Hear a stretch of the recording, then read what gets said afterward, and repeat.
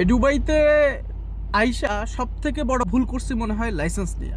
তার থেকে বড় ভুল করছি মনে হয় আরবির ঘরে চাকরি কইরা হাউস ড্রাইভিং এ।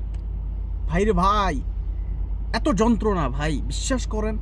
অপেক্ষা, মানুষ নিজের আপন মানুষের জন্য এত অপেক্ষা করে না, তাদের জন্য যতটা অপেক্ষা করা লাগে।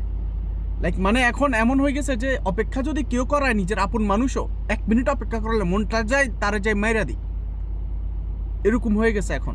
অপেক্ষা জিনিসটা এখন মানে মস্তিষ্কে এত বাজেভাবে এফেক্ট করতেছে অপেক্ষা জিনিসটা।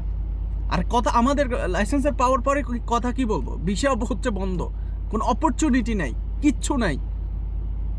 আর মানে কি বলবো ভাই, এক প্রকার মানে হতাশা, না আছে শান্তি, না আছে কিছু। একদিকে হচ্ছে চাকরির যন্ত্রণা, একদিকে হচ্ছে রোডের ফাইনের যন্ত্রণা, একদিকে হচ্ছে আরবি ফ্যামিলির যন্ত্রণা। আর আরবির ফ্যামিলিরে তো কি বলবো, তারা তো আমাদের আরো সুযোগ সুবিধা পর্যন্ত মাইরা দিতেছে। এই যে প্রতি বছরে যে বেতনের 14 দিনের বেতন যে সেভিংস হিসাবে দেওয়ার কথা, সেটাও দিচ্ছে না।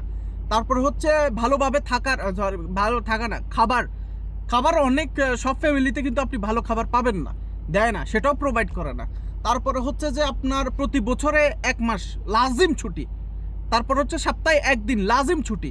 তারপর ডিউটির কথা কি বলবো, ডিউটি হচ্ছে একটা টাইম টেবিল আছে, 10 ঘন্টা 12 ঘন্টা এরকম একটা টেবিল আছে, সেটা তো ফলো করে না। মানে তারা কোনো কিছুই ফলো করে না। এই রুলসগুলো কে নষ্ট করছে, এই হারামির বাচ্চারা আল্লাহ হেদায়েত দান করুক, যারা এই আরবির ঘরে ড্রাইভিং করে রুলসগুলো নষ্ট করছে, ফলো করে নাই।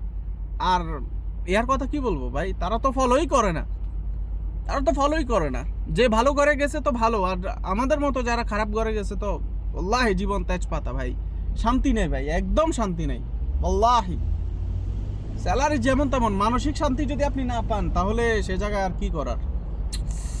Disgusting man.